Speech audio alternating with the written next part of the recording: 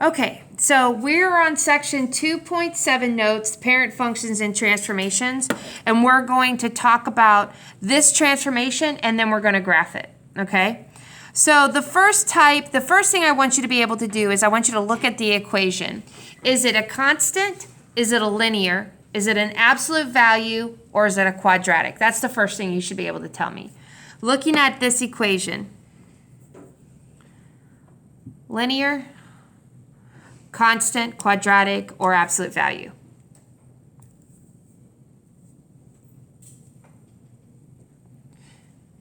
Okay.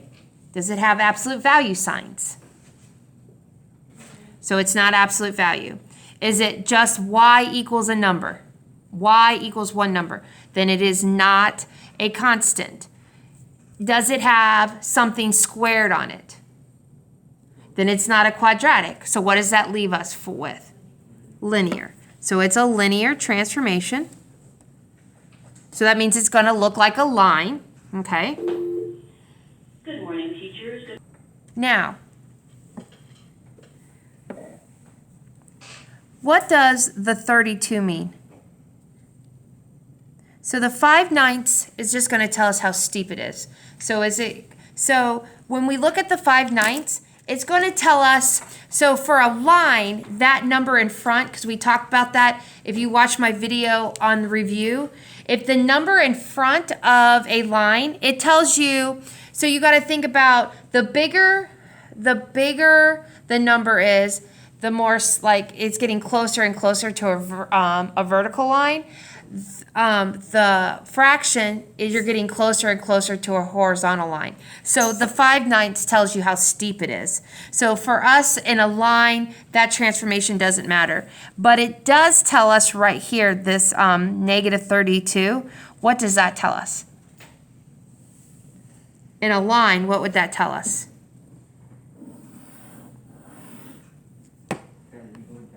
Yes, we're going down. So the line's going to shift down. The line will shift down. Now, we're not going to put 32 because 5/9 times 32, you would have to distribute that. So right now, that doesn't tell us anything.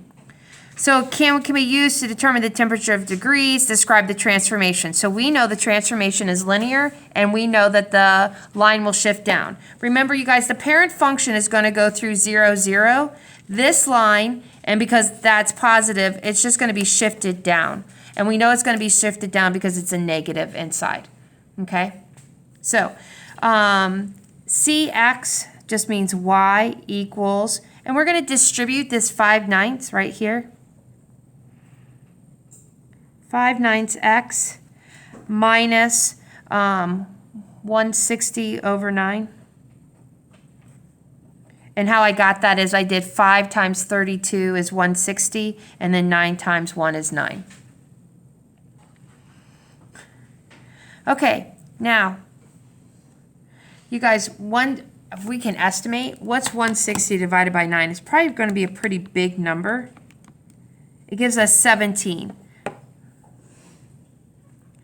So you can tell that our graph is not going to work for us, is it? Not going to work for us at all. So if we were to graph this, you guys, we would have to change. We're going to have to change our 2, 4, 6, 8, 10, 12, 14. Still not going to work with this graph. 3, 6, 9, 12, 15. We're going to have to count up 5 over 9. I'm not graphing this one because we can make it work for us, but I'm not going to do that to you guys. So basically, you would graph it normally. We would make a chart if you wanted to, right? And you can pick 2 points. One of our points would be 0. You might want to pick, like, I would pick -9. I would pick 0, and I would pick 9. Anybody know why I would pick those 3 points? Why I would pick -9, 0, and 9?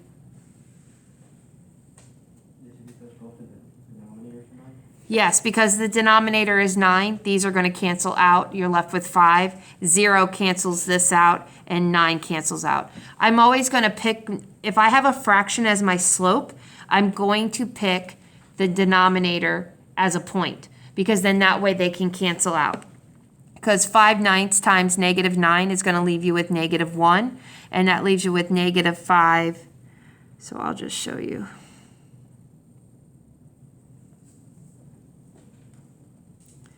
These cancel out, and you're left with -5 minus 160 over 9.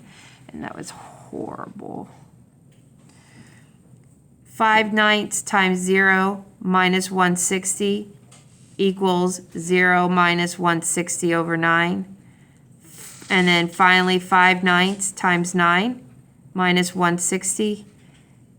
This time these 9s cancel out, and you're left with 5 minus 160 over 9. And then you would graph those points. You would graph 3 points. Again, we're not going to graph it on this graph paper because it's not going to work for us. I just need to make sure you know the linear transformation, and do you know how to make a table, and why I picked those points.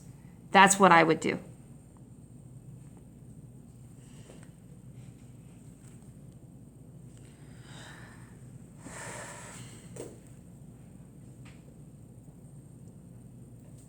Okay. Number 6. Is this a constant, a identity or linear, absolute value, or quadratic?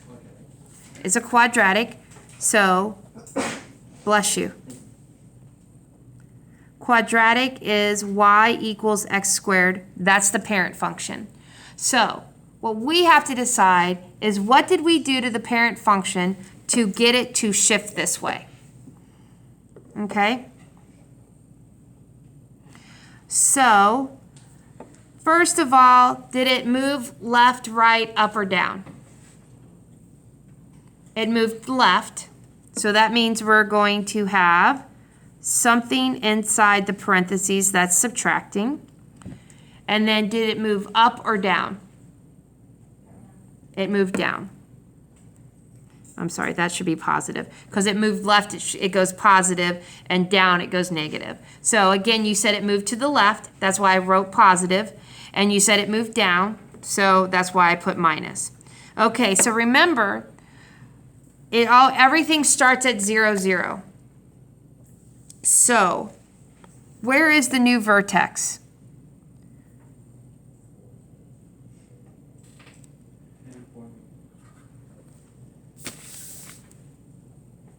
It is -4, -6. So -4 would go here, but you're not going to put -4. You're going to put +4, and then you would put -6. And that's your new equation for that one. So again, I just found out where my new vertex was, and this is my vertex. And because it moved to the left, that's why I put +4. And because it moved down to -6, that's why I put -6 there. Now, it doesn't always work. Once we start talking about quadratics, I'll teach you how to find the number in front. But right now, we're not worried about the number in front. So again, you guys, I found the new vertex. Remember, my old vertex is always 0, 0. I found the new vertex, and you guys told me it moved to the left and it moved down. So because it moved to the left, I went over 4 units. That's how I got the +4. And then you said it went down 6. That's where I got the -6. Okay. Next one. Number 7. Linear, absolute value, constant, or quadratic? Absolute value.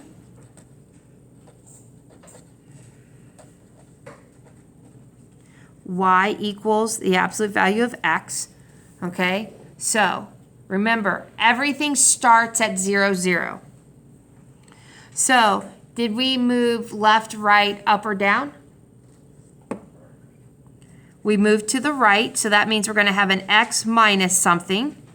And then did we move down at all? You guys, that's an absolute value sign. Did we move up or down? So we're going to write minus.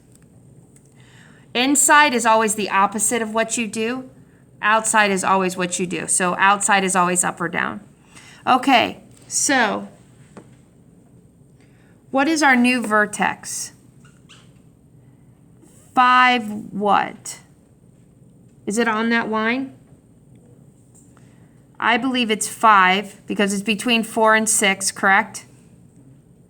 And then we went down how many? And that's my new equation.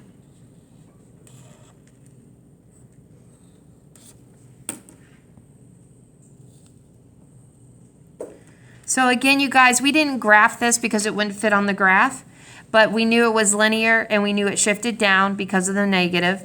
We multiplied it and we would make a chart. This one is quadratic. We know that it moved to the left and down. That's how I got the positive here and the negative here.